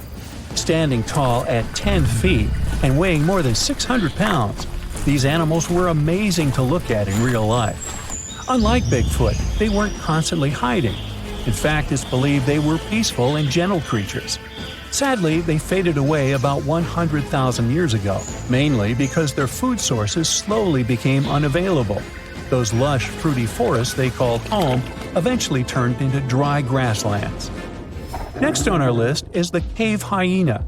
Weighing a chunky 250 pounds and standing 3 feet tall, these beasts were as long as a grown-up lying down. What's even more interesting about these creatures is that they loved hanging out in groups. A pack could be as big as 30 of these animals, which meant they could easily take on even the biggest, heaviest mastodons. Our ancient families would have needed to stay alert around these hungry specimens. Sadly, for these hyenas about 20,000 years ago, their numbers started going down. Soon enough, they completely disappeared from the planet. Quick pop quiz. What's called a tiger but isn't really one? It's the saber-toothed tiger. I mean, sure, they belong to the feline family, but they aren't technically tigers. First appearing around 42 million years ago, in July, I think. Many of their kind were gone before we even showed up. However, early Americans might have bumped into a couple of specimens from this group. If that really happened, it would have been quite the encounter. Think of the biggest wild lion today or the hefty Siberian tiger. These big cats also had some incredible features hidden in their fur. They were good at sneaking around, hiding, and pouncing on mammoths bigger than themselves. Their bite wasn't that strong, but they could open their jaws wide, like twice as much as a lion. And although their teeth were a bit on the weak side, they had buff forearms to pin down their dinner, giving those big fangs a purpose. Not the kind of kitty you'd want to play with. Dire wolves made their debut about 250,000 years ago. They were like the gray wolves we know today, but a lot stronger. While wolves these days stretch out to about 6 feet and tip the scales at 170 pounds max, dire wolves were about 5 feet and about 150 pounds. Found all over North and South America, they had admirable jaws, biting nearly a third harder than their modern counterparts. Also, their favorite snack was horses. But just like many other majestic beasts of the past, they faded away around 10,000 years ago. Now, names can be deceiving. Take the American lion, for example. It's not really a lion, it's more of a panther's big cousin. The other part of the name is correct, though. They did live in America about 330,000 years ago. This feline was no lap cat either. They were at the top of the wildcat pyramid, weighing a colossal 772 pounds. That's like stacking 4 grown men on a scale. Even the mighty African lion would look a tad bit shy beside these beasts. With the muscle to take down a bison, you wouldn't want to accidentally interrupt their dinner. They parted ways with this planet around 11,000 years ago, right after the last ice age. Now, down in Australia, about 50,000 years ago, I wasn't around then, there lurked a relative of the Komodo dragon, the Megalania. Experts love to have debates on how big it was. Some say it stretched out to 23 feet. Others think it was just about 11 feet long. Either way, they were basically mega-sized Komodo dragons with a dangerous bite. If you think bears are already big and fluffy now, let's introduce the short-faced bear. While this big creature stood on its hind legs, it towered at 14 feet. With long limbs, they could outrun today's bears, hitting speeds up to 40 miles per hour. These ultra bears sadly disappeared around 11,600 years ago. Now imagine a crocodile. Okay, imagine that same crocodile, only supersized, with sporty legs, doing its thing in Australia about 1.6 million years ago. Well, say hello to the quincana. These crocs were extremely large, reaching 23 feet. And no, they weren't lazy river loungers. These creatures really love spending time on land. They evolved to have strong legs for their chases and razor-sharp teeth designed for slicing, not gripping. When did we stop sharing beaches with them? About 40,000 years ago. The name elephant bird might not sound familiar, but try to picture a bird that stood tall as high as a basketball hoop at 10 feet and weighed as much as a small car, 1,500 pounds. Their eggs were equally huge, like 150 chicken eggs bundled up into one. Now, as amazing as these birds sound, there's a lot we still don't know about them. They're hard to study, as most extinct animals are. Still, some recent studies have given us some clues. Scientists have been examining ancient molecules from their fossilized eggshells. It's an awesome piece of evidence, since these birdies' shells were thick, preserving precious DNA inside. Plus, there are tons of these eggshell fragments sprinkled all over Madagascar's beaches. Because of these findings, we now know these birds were herbivores and loved eating leaves and seeds. We also know the tiny kiwi bird is its closest living relative. Now, dodos were these amazing birds we also used to share the planet with. They're like distant cousins to ancient pigeons. To give you some perspective, imagine a chunky bird weighing about 50 pounds. Similar to chickens, turkeys, and ostriches, dodos were also the types of birds that couldn't fly. Their wings were small, and they had the muscle strength of, well, a wet noodle. Now, you might have heard the word dodo used as a name for creatures that aren't that bright. Don't get confused, though, by this name. These birds were in fact intelligent. Scientists were able to figure that out by studying their fossils. It turns out that they were good at smelling stuff, unlike most birds that are all about the visuals. These creatures aren't around for us to study anymore, but that might change. One evolutionary biologist is on a mission to fully understand these amazing ancient birds. On that note, she revealed that the dodo's DNA has been completely sequenced. There are even talks about potentially bringing dodos back to life. They would make a nice addition to the lovely beaches of Mauritius, the place they used to call home many, many years ago.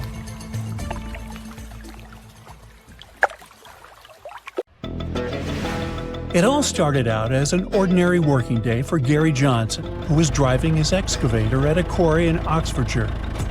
He was clearing the clay when, all of a sudden, he hit a bump. It turned out to be a huge footprint, and no animal from today could have possibly left it. Then, Gary noticed another huge footprint, just 10 feet ahead, and then another one. He soon realized those could be dinosaur footprints. And he was right. There were a total of about 200 huge footprints from 166 million years ago, or the middle of the Jurassic area, crisscrossing the limestone floor. Scientists started digging at the location in June 2024. The longest trackways they found are around 500 feet long. It wasn't the first major discovery in the area. Back in 1997, they found 40 dinosaur tracks nearby while digging in a limestone quarry. This time, the team took 20,000 photos of the new prints and made 3D models using flying drones. In total, there were 5 pathways at that site. 4 of them were made by sauropods, which were huge plant-eating dinosaurs that walked on all 4 legs. Their footprints kind of look like giant elephant prints, only way bigger, because these dinos could grow up to 60 feet long, about 2 times as long as a London bus. The 5th track might have come from a megalosaurus, a carnivore. Its footprint looks like the kind you'd see in a cartoon. It's called a tridactyl, which means it has 3 big, clear toes. Hey, just like me. Kidding. Unlike previous dinos, these guys could walk and even run on there too. Back then, the area they lived in was like a warm, shallow lagoon, and these dinosaurs squished through the mud, leaving their footprints behind. The footprints can help us learn how fast the dinosaurs moved, how they walked, how big they were, and what kind of environment they lived in. You can't learn all that from bone fossil records, which makes this discovery super important. Scientists think that a big storm helped save the prints in such great condition. It could have dumped a lot of mud on top of them, keeping them safe from being washed away.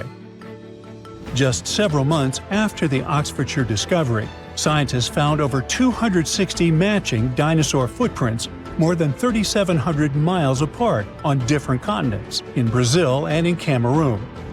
When they studied these prints, they realized they were about the same age and shape and came from the same type of land and plate tectonic contexts. Northeastern Brazil, and what is now Cameroon in Africa, is one of the last tiny land bridges where dinos could cross between the landmasses freely before the continent of Gondwana broke away completely, around 120 million years ago. Africa and South America started drifting apart around 140 million years ago, and the South Atlantic Ocean slowly filled the gap between them. As the land split, big basins formed, and rivers and lakes began to fill them up. The footprints were found in those very basins, on both sides of the ocean. Most of the prints were made by 3-toed theropods, which were meat-eating dinosaurs. But there were also prints from sauropods and ornithischians, who were herbivores. The plants in those river valleys fed the plant eaters, which helped build a whole food chain. And the muddy ground helped preserve the dinosaurs' footprints, just like in England. The latest footprint discovery, this time in the Scottish Isle of Skye, helped scientists learn something new about the dino habits. So far, they've found more than 130 footprints at Prince Charles Point. And it turns out that huge meat-eating dinosaurs and their plant-eating prey shared the same water here 167 million years ago. Some of the tracks were made by megalosaurs, meat-eating dinosaurs that were early relatives of the T-Rex. Others were from huge, long-necked plant-eaters. Some of them were 3 times bigger than an elephant. The scientists looked closely at the footprints to figure out how the dinosaurs walked and moved around. They believe the dinosaurs were hanging out near shallow freshwater lagoons, just like animals today gather around watering holes. Another important discovery from the Isle of Skye is 2 super rare fossils that are helping scientists rewrite the whole evolution of mammals. Some shrew-like creatures today live just around 1 or 2 years, right? Well, those little guys used to stick around for 7 years or even longer. Scientists found 2 nearly complete skeletons of it on Skye. One was a grown-up and the other was a young one. To figure out how these animals lived and grew, scientists used high-tech X-ray scans to look inside the rock and check the teeth, kind of like counting tree rings to find out how old the tree is. The younger creature was still changing to adult teeth, but was already about 2 years old, which is very unusual for small animals. It lived in the area during the Jurassic period when sky was warm, tropical, and full of shallow seas and thick forests. Back then, these tiny and strange early mammals were just starting to appear in a world ruled by dinosaurs. But they were the beginning of the long line of mammals that would one day include cats, whales, and humans. Scientists are learning about the final days of dinos from a new fossil site in Argentina. Most of what we know about the impact of that dramatic asteroid hit comes from North America, where T-Rex and Triceratops once lived. But now, we get to see what happened further south. The team of scientists working in a local quarry found bones from hadrosaurs, which are pretty rare in South America. Long ago, this desert area was warm and full of plants like ferns and palms. There was a stream flowing through wide, flat lands, which helped bury and preserve the animals that lived there. Back in 2020, scientists were exploring the area when a paleontologist found a dinosaur foot bone. They kept looking even through heavy rain and discovered a whole group of fossils, not just from one dino, but from several of different ages, maybe even a whole herd. Another super important discovery here was a tiny mammal jaw with 5 teeth found just 2 hours after searching the site. The jaw came from a small plant-eating mammal. These creatures were about the size of a chipmunk and had very special teeth with ridges and grooves for chewing plants. This was the first time a mammal jaw had ever been found in that whole area, and it made scientists realize the site could tell them more than just dinosaur stories. The team also found a tooth from another dinosaur and a claw from a smaller predator. All the fossils found here could help answer some big scientific questions, like were the dinosaurs already slowly disappearing before the asteroid hit, like they probably did up north? And what happened to the animals that survived the asteroid hit? Several years ago, scientists found another fossil, this time encased in amber, that came back from a time when dinosaurs walked the Earth. The world looked very different, but it also had some surprising things in common with today. Back then, the night skies were also lit up by glowing fireflies, and the dinos probably watched them like we do. The amber is 99 million years old, and this special firefly is only the second one ever found from the Mesozoic era. Finding these kinds of fossils is really hard, because fireflies have soft bodies that don't turn into fossils very well. That makes it tricky for scientists to figure out exactly how and when these beetles started to glow. But now, thanks to the newly found firefly, they believe the glowing started at least 100 million years ago. The fossil helps fill in the gaps in the evolution of fireflies and their ancestors. It shows that important parts, like their glowing bellies, have stayed the same since the middle of the Cretaceous period. Australia used to have its own giants. Those were huge animals that could have dwarfed anything living on this continent these days. Scientists found the remains of many of those ancient creatures in the Narracuta Caves in South Australia, 4 hours away from Adelaide. It's a lovely region, but it can be treacherous. Watch out for holes the ground is pocked with. Known as pitfall traps, many of them are no wider than a coffee table. They're deep and plunge into the darkest of caverns. One of such caverns is called Victoria Fossil Cave, and it's a treasury that's been hiding the bones of around 45,000 animals for centuries. Some of the oldest bones belong to creatures far more terrifying than any animal you can encounter today. Those were the ancient Australian megafauna, huge beasts that roamed the continent during the Pleistocene epoch. During those, there were giant snakes, huge flightless birds, wombat-like creatures the size of a rhinoceros, and many others. One of the largest examples of the Australian megafauna scientists have discovered so far is the Diprotodon. That giant herbivorous creature was 10 feet long and 6.5 feet tall, and weighed more than 6,000 pounds, about as much as a small Asian elephant. Even though this terrifying beast didn't eat meat, it could have smashed other animals with its sheer weight. Scientists have found the remains of hundreds of such creatures all over Australia, so it's safe to say that no other animal from that time or in that location was larger than this giant. Despite its creepy appearance, the Diprotodon was a relative to the modern-day wombat, and those are known to sometimes pounce humans. The Diprotodon had toes that pointed inward and were well suited for digging burrows. On the other hand, Diprotodon was a giant, and it was unlikely that it used to do so. It was likely a trait it had inherited from its smaller burrowing ancestors, or it could have used its claws to search for roots. This theory is supported by the fact that the animal's pouch was facing backward. It prevented any dirt from collecting inside while the creature was digging. Since this animal was so big, it didn't have to worry much about predators. Up until 60,000 years ago, when the first humans appeared on the continent, full-grown Diprotodons only had to look out for creatures like the quincana. Measuring in at a whopping 20 feet long, the quincana was a land crocodile. It lived in Australia from around 20 million to 40,000 years ago. It disappeared along with most other mega creatures of the last ice age. It's thought to be the result of the first humans coming to the continent. Even though the quincana was extremely fast and dangerous, it was possible that this creature got out-competed by human hunters who took all available prey.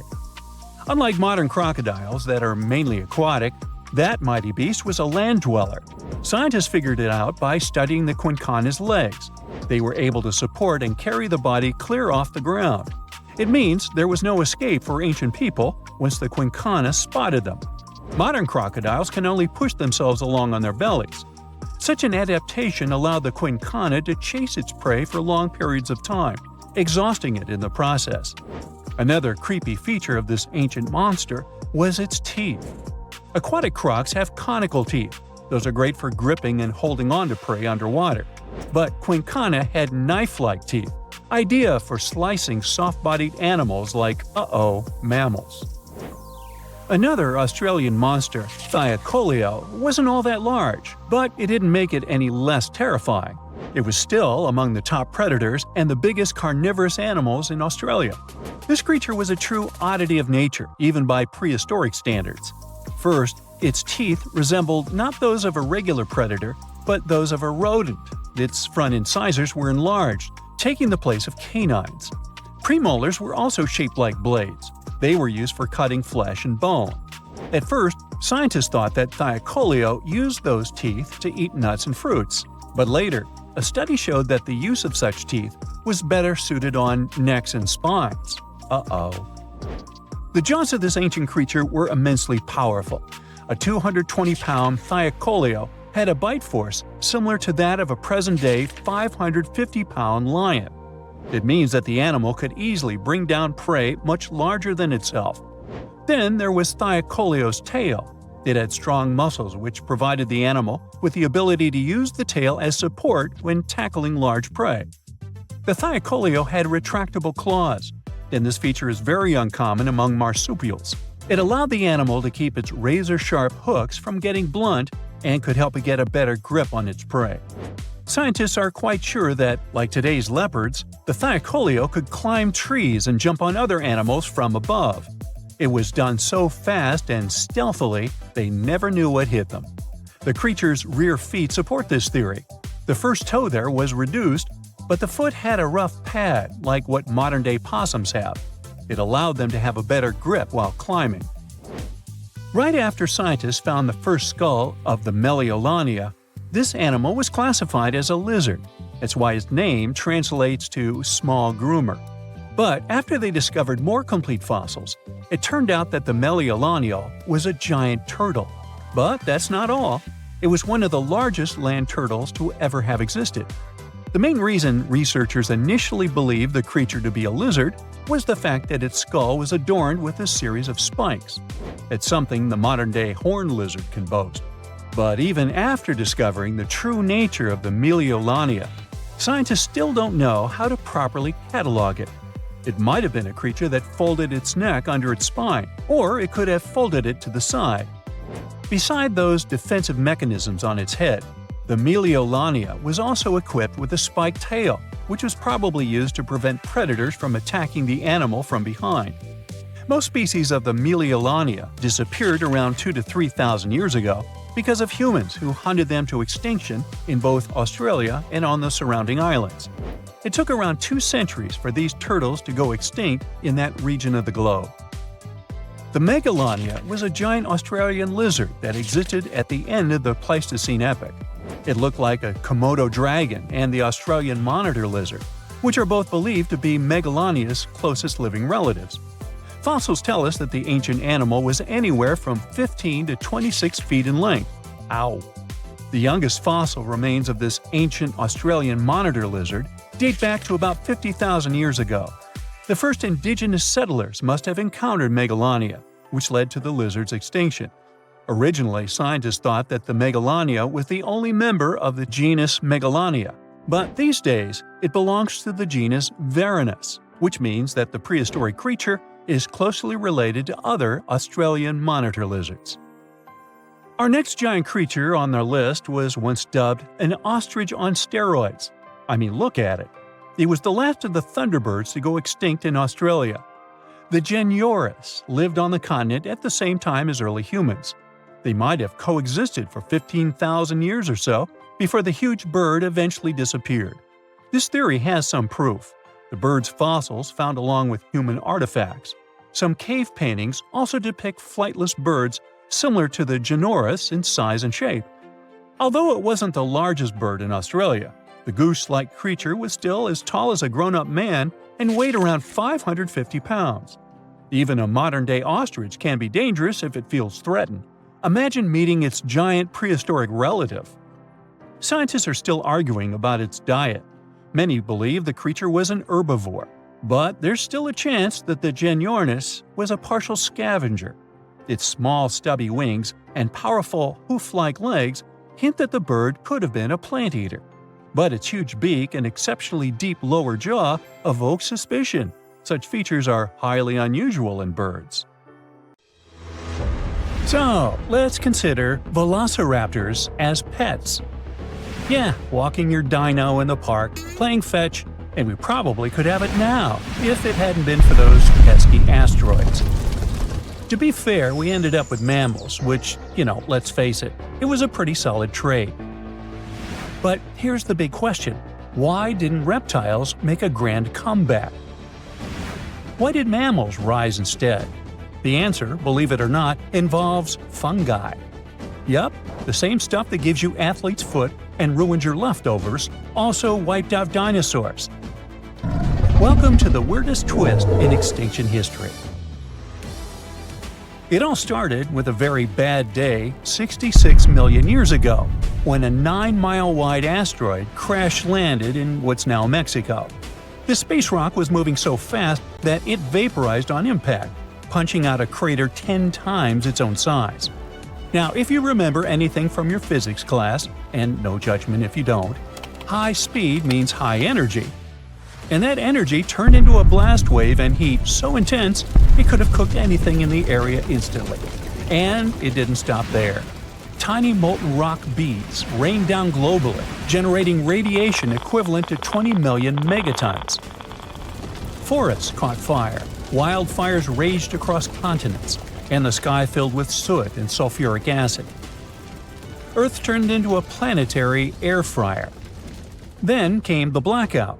With all that debris in the atmosphere, half of the sunlight couldn't reach the surface, making sea surface temperature drop by 13 degrees Fahrenheit.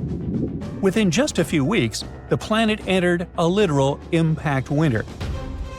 There was no sunlight for at least 2 years, and Earth experienced a 15-year-long climate collapse while the dust slowly cleared. 75% of all animal species completely disappeared. Those that survived the initial blast faced tsunamis, starvation, and the collapse of entire food chains. If you were a big animal, say over 55 pounds, your chances were basically zero.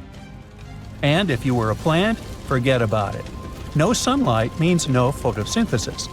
And that means no plankton, no trees, no grass, and eventually no herbivores, which means no carnivores either. It was a domino effect straight into extinction. The Earth became a cold, dark graveyard. But there was one organism that looked around and said, yeah, this is perfect. And it was fungi. Now, fungi thrive in moist, dark, and decaying environments. You know, like a world blanketed in ash full of dead trees and rotting animals. With no sunlight and plummeting temperatures, fungi had a once-in-a-lifetime chance to take over. And they did. Fossil records show widespread fungal contamination in the period after the impact. It was a global fungal bloom, like the moldy icing on an apocalyptic cake. Now, this was great news for fungi, but terrible news for reptiles. See, fungi aren't just harmless mushrooms. Many are pathogens, and they love cold-blooded creatures. Reptiles, including some of the dinosaurs that survived, were ectothermic. This means that they relied on external heat sources to warm their bodies. In a normal situation, a nice sunny rock would do the trick. Bask in the sun, raise your internal temperature, and fight off infections. It's like an induced fever, because, unlike mammals, like me, their bodies don't do it for them. And yes, I'm a mammal too. But, there was no sun, remember? And a cold reptile is a sluggish reptile. Their metabolism slows down, which might sound like a good thing, because it means they can survive on less food and oxygen. But in this new hostile world, it was a disaster. They had less energy to move, less energy to hunt, and couldn't even digest food properly. Their bodies were colder, weaker, and easier for fungi to invade. Reptile reproduction was hit hard too. Most reptiles lay eggs, which are usually buried in the soil or left in hidden nests. But with the soil now damp, cold, and riddled with fungal spores, those eggs became easy targets. Spores penetrated the thin eggshells, destroying the embryos before they could hatch. So not only were adult reptiles struggling to fight infections, but their future generations were being wiped out in the nest. This vulnerability isn't just ancient history. We still see reptiles and amphibians struggling with fungi today. There's a type of fungi, hey, you try to pronounce this, that decimated frog populations. And reptiles in colder or poorly maintained environments have to deal with fungal skin infections. Which brings us to the protagonists of the era, mammals. At the time of the impact, mammals were tiny scrappy creatures about the size of a rat. But they had a secret weapon, actually several. First off, mammals are warm-blooded, something scientists call endothermic. They produce their own body heat, and that alone gives them a major edge, because most fungi can't tolerate temperatures above 98.6 Fahrenheit. So, while reptiles were freezing and being turned into fungal buffets, mammals were literally too hot to handle. Their warm bodies acted like natural shields against infection. And then there's reproduction. Mammals carry their young inside their bodies. This means that their developing babies were safe and warm, insulated from the hostile external environment, instead of being exposed to the unfriendly world, protected just by a fragile shell. No eggs? No problem. Their metabolism was another secret weapon. Their fast-burning energy systems let them move more, hunt more, and eat more. And because they were small, they didn't need a lot of food. And here's the cool part. Mammals probably ate fungi. Yep, the same organisms ruining the lives of reptiles. And this fungal diet might have helped them boost their immune systems, giving them an evolutionary edge. Over generations, this resistance was passed down, which explains why fungal infections mostly give us an annoying rash, but still wreaks havoc among reptiles.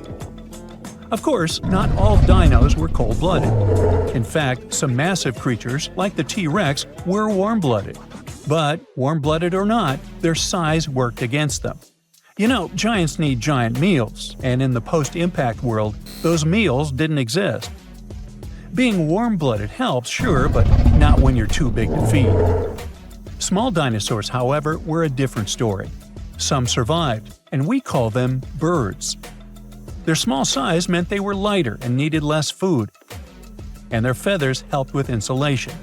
Being able to fly was also a flex, since they could reach food in higher places. Their beaks and guts were adapted for flexible diets, and bigger dinos were definitely picky eaters. Evolution did its thing, and the line between birds and dinos blurred forever. The same survival playbook worked for mammals. Small size? Check. Safe reproduction? Check. Versatile diets? Double check. While the rest of the world was on pause, mammals scurried through the underbrush, dodging disaster and waiting for the dust to settle. And then it did. The sun eventually came back. Plants started growing again. Life rebooted. But this time, the stage was different, with big reptiles mostly gone. No more towering predators, no more thundering herds of horned beasts. Mammals had room to stretch, and they did. They grew fast, but not too fast. Mammals never got dinosaur-sized, and that's not a coincidence. Large herbivores today, like elephants, have it easy since their food doesn't run away from them. But large predators are rare for a good reason. Hunting is hard. Your prey sees you coming, so you can't be a big, tall dummy running around. Besides, you need energy to chase, stamina to fight, and a metabolism to match. And you know how that worked out for dinos. Not to mention, mammal bones aren't built like dinosaur bones. The latter had hollow structures, even air sacs, to support their size. But if you stack too much weight on a mammal's bone, it'll snap. Nature has limits, and mammals have learned to work within them. So, when the light returned, reptiles were fewer and more fragile, clinging to the edges of ecosystems. Mammals, on the other hand, were everywhere. Before the asteroid, dinosaurs kept mammals small, and mammals, well, they didn't get much say about that. But now, with the giants gone, mammals could finally level up. And fungi? Well, they stuck around too. But mammals had already passed the ultimate test and came out on top. Thanks to their body heat, internal babies, flexible diets, and a little help from some deadly mushrooms, mammals inherited Earth. So yeah, no pet velociraptor. But maybe that's okay. You got a cat, right? Close enough. Actually, I think dogs are better. How do you feel about that? Let me know in the comments.